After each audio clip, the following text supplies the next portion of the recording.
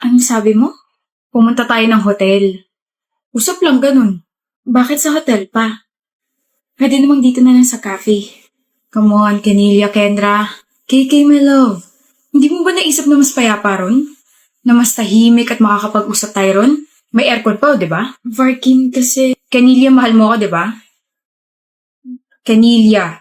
Yes, I love you, but... Tara, pumunta tayo ng hotel ngayon. Don't worry. I'll pay for everything. Ayoko. Canelia, don't make me lose my temper here. You don't want me to get mad, right? Kaya tara na. I promise you, everything will be worth it. Bakit ka tumigil? Varkin, ayoko. Ayaw mo? Bakit? Nag-aaral pa tayo eh. Ano naman? Hindi pa ako ready. Hindi ka pa ready pero ready ka makipaglandi at tawanan sa ibang lalaki? Varkin, yung boses mo. Baka alam mo kung tinataasan kita ng boses. Nakakainis ka kasi. Tsaka ano sabi mo kanina? Mahal mo ako? Huwag naman pala eh. Bumigay ka na. Huwag mo akong pilitin. Hindi kita pinipilit. Inuutusan kitang babae ka. Wala ka nang ibang magandang ginagawa tapos ganito ka pa. Tara na kasi. Hindi mo talaga ako mahal, no? Ano? Huwag mo akong dramahan, Canelia. Hindi mo talaga ako mahal, Varkin. May gusto ka lang makuha sa akin. Pagkatapos nun, itatapon mo na lang ako na parang basura. Paano mo nalaman? Tain na, matalino ka nga pala. Bakit? Wala lang. Trip-trip lang namin magkakaibigan. Hindi ka naaawa sa akin? Mas naawa ako sa sarili ko. Pinatulan kita eh. Tutuloy ba tayo sa hotel o ano? Varkin, ayoko. Ayoko. Ayaw mo talaga? Tiga Batangas ka pa, di ba? Umuwi ka mag-isa mo. Paka-arte nito.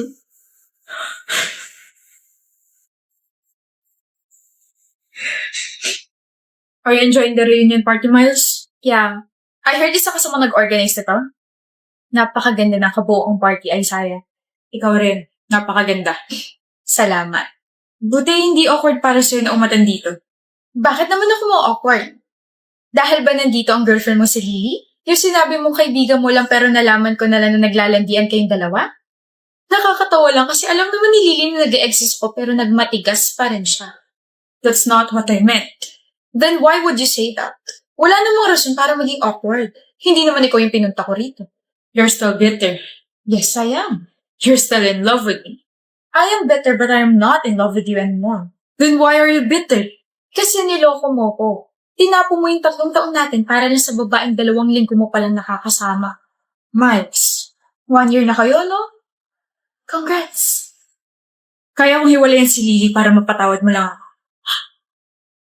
Gagawin mo yun? Yes! Bakit mo gagawin yun? Dahil mahal pa rin kita, Miles. Nagsisisi na ako. Sobrang namimiss na kita. Mahal mo pa ako? Oo. I want you back. Hiwalayan mo sa harap ko. Sakto, papalapit na siya. Hi, babe. Hi, Miles. Hi, Lily. Lily? Yes, babe? I'm breaking up with you. What? Ginawa nga. Anong... I regret being with you. All this time, si Miles pa rin ang mahal ko. Ang kapal talaga ng mukha mo, Isaiah. Ano? You really think I will forgive you? Kahit maglupasay ka sa harap ko, hindi na kita tatanggapin at mapapatawad pa. Why? Because I love my boyfriend. May boyfriend ka na? Agad? Ano bang nangyayari? It takes 2 to tango. Magdusa kayo parehas dahil sa panlulokong ginawa niyo sa akin. Love. Ambrose, you're here! Ang galing ng timing. Cheaters, this is my boyfriend, Ambrose. Love, sila yung mga cheaters na kinwento ko sa'yo dati. Si Isaiah at si Lily. It's not so nice to meet you. Uwi na tayo? Gusto mo na ba? Oo, ang baho na rito eh. Yeah, they stink. Let's go. Isaya, huwag mo akong kausapin. Tapos na tayo.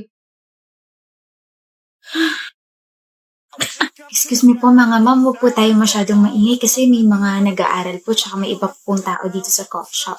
Salamat po. Lang, Paul, Huwag ka kasi maingay. Kanina pa tayo ng CCT. bakit ba gusto ko mag-ingay? Public place naman to. Picture mo na kasi ako. Yung maayos, te. Huwag naman yung blurred. Saan ba ka ito pipicturan? Dito sa may tabi na upuan. Layuan mo, bakas. Ikaw kaya lumayo, Fina. Ang sigit na dito sa pwesto ko. Malit naman kasi nitong coffee shop na to. Ikairita. Aray! Ano ba? Uy! Oh.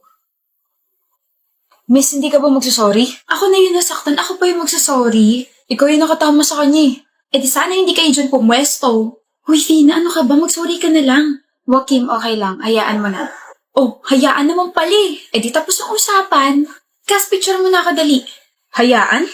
Eh kanina pa sila magulo, Sere. Excuse me? Magulo? Nasa public place tayo. Hindi ba pwede magsalita? Magpicture? Nagsisigawan na kayo simula kanina pa. Ingay-ingay nyo, lalo ka na. Hindi nyo ba nakita yung sign sa counter na huwag masyadong maingay dahil may mga nag-aaral at nagre-relax dito? Be considerate naman mga miss. Tama mo sinabi, di sorry.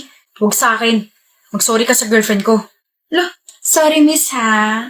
Next time kasi huwag ka dyan umupo para hindi ka natatamaan. at saka sa mga nandito, kung ayaw nyo sa maingay, edi sana nagdala kayo ng pantakip sa tenga nyo. Ano ba, Fina? Mahiya ka naman. Tayo yung mali. Mag-sorry ka na lang ng maayos. Ano ba? Miss, I think you should leave this place para hindi ka na makaabala pa. Aalis na po kami. Sorry sa abala. Sorry po if natamaan ka ng friend ko. Ay, wow. Guard ka? Kapal naman ang mukha mo, paalisin ako. Makapal talaga mukha ko kasi ako po yung may-ari nitong maliit na coffee shop na to. OMG. My name is Sarah Andres at halika po sa office ko para makapag-usap tayo ng maayos. Ayoko. Wala akong pakialam. Kung gano'n naman pala, pwede na po kayong malis. Di na ako babalik dito. Mas maganda nga po siguro kung hindi na po kayo bumalik dito para wala na kayong maabala ng mga customers. And sana makapag-reflect po kayo na hindi lahat ng pinupuntahan yung lugar ay pwede na po kayo sumigaw ron at pag-ingay. Papangit ninyo. Liga na nga! Sensya na talaga. Have a nice day. Sa mga nandito po, pasensya na po talaga. Okay ka lang, mahal? Oo.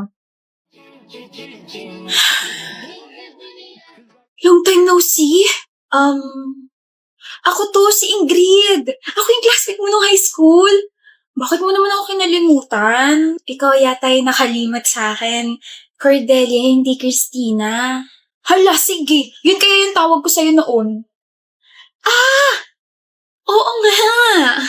Naalala mo na, ako rin yung palagi kang binibigyan ng pagkain tuwing recess. Nakakatampo ka na. Sorry, naalala ko na. Ilang years na din kasi yung lumipas, tsaka alam mo na, tumatanda na. Naku, bumawi ka sa akin. Libre mo ako. Ano gusto mo? Gusto ko ng chicken, fries, burger, ano pala? Shake! Shake? Sige, ililibre kita mamaya. Ka-excite. Nga pala, kamusta ka na? Tagal na rin natin hindi nagkita ha. Ayos lang naman. Buhay pa rin. Lumalaban, ganon. Grabe, ang social mo na. Parang dati sobrang dugyutin mo pa. Parang mas maayos mga ako sa'yo dati. Hindi naman. Boyfriend. May boyfriend ka na? Meron. Gwapo? Mayaman? O mabait lang? All of the above. Kilig. Sana all may boyfriend kasi yung akin kakabreak ko lang sa jowa ko eh. Ikakasal ka na ba? Matagal pa. Ganun. Invite mo naman ako. Total magkaklase naman tayo nung high school eh. Ikaw, kamusta ka na? Ito, dumidiskarte lang. Talaga? Oo, hirap nga ng mga diskarte ko eh. Parte rin ba ng diskarte mo yung pagnanakaw? Dikot ng kamay ah. Palis ka? Day off mo ngayon ah. Ba't nandito ka, Ignacio? Ikaw, di mo naman day off ah. Ba't di ka naka-uniform? May lalakarin kasi ako, so ba't ka nga nandito? Yung ka-workmate na kapatid ko, na nakawan daw sa area na yun. Na-report na ba? O raw, kahapon. Wala naman ako kahapon, diba? Ayun, pag-uwi ng kapatid ko, kinuwento niya sa kanya yung nangyari. Kaya pumunta ako rito para magtanong. Naku po, madalas talaga pag nanakaw sa area na yan. May bagong modus sila eh. Lalapitan ng mga magnanakaw mga biktima at sasabihin ka schoolmate nila yun nung high school. At kapag hindi naman naniwala, ipipilit nila na naging magkaklase sila hanggang sa humaba na yung diskusyon. Tapos ayun, hindi na namamalayan ng mga biktima na ninanakawan na sila.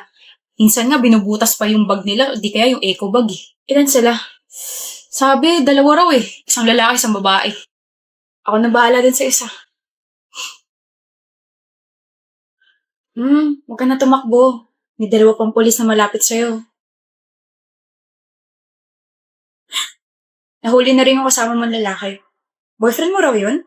Oh, akala ko break na kayo. Wala siyang kwenta. Garcia, dala mo na yan sa presinto. Sandali! Hanip Cordelia, ang galing mo magpanggap ha. Tayo na yung lalaki kasi nakatunog kaya naghabulan pa kami. Crush mo na naman ako, Fontabella. Oo. Uy, magtigil ka nga. Nagtatanong ka, di ba? Oh, nagsasabi lang ako ng totoo. Eh, Palmo, tara na nga. Sabi ko naman sa'yo, mali yung sagot mo, Isaac. Kanina ko pa nga pinapakita sa'yo yung solution. 6 nga yung tamang sagot, Barbara. 3 yung tamang sagot. Labo mo naman eh. Sinunod ko yung formula na nasa libro, kaya alam kong tama ako. Aminin mo na kasi mali ka. Baka naduling ka lang or something. Napaka-competitive mo talaga, no? Haba, syempre. 5 points din to problem na to. Emmeline! Yes? Ang sagot mo sa problem number 7? Di ba 6? Di ba 3? 200 sagot ko. Ay, paano? Ang layo masyado. So, mali. Ba't yung kasi ako tinanong? Survey lang naman. 4 yung sagot. Uy? Yup. Wala na. Magsalita na yung pinakamatalinis sa room eh. Magkalinawan tayo, okay? Gets ko naman mag-jowa kayo at pares kayo matalino. Pero kung nagtatalo kayo tungkol sa mga sagot nyo, huwag nyo na idama yung iba. Lalo na ako. Bobo na nga ako, wala pa akong jowa. Bumagsak saan kayong dalawa. Pwede bang bumagsak na lang sa akin, Emmeline? Ooh, smooth like butter. Ano? Kung hindi mo lang sana ako binasted last week, edi sana may jowa ka na, may tutor ka pa. 2 in 1. Basic. Hoy, Nolan, huwag mo masyadong galing at baka kaligin to si Emmeline. Sino kinikilig? Kami ni Isaac. Nolan, huwag mo ko simulan ngayon at baka mabatukan kita, okay? Ah, ganun. Eh, kung ligawan kaya kita ulit? Sige, sinasagot na kita. Ano? Ganda lang yung ambag ko sa relasyon natin, kaya huwag kang mag-expect, okay? Toodles! Sandali. OMG! Away lang kayo. Tanungin yung ibang classmates natin. Baka sakaling umunda din yung love life nila. Sama sa inyo dalawa. You're welcome. You're welcome. Talo pa tayo. Pares din naman pala mali yung sagot natin. I know, right?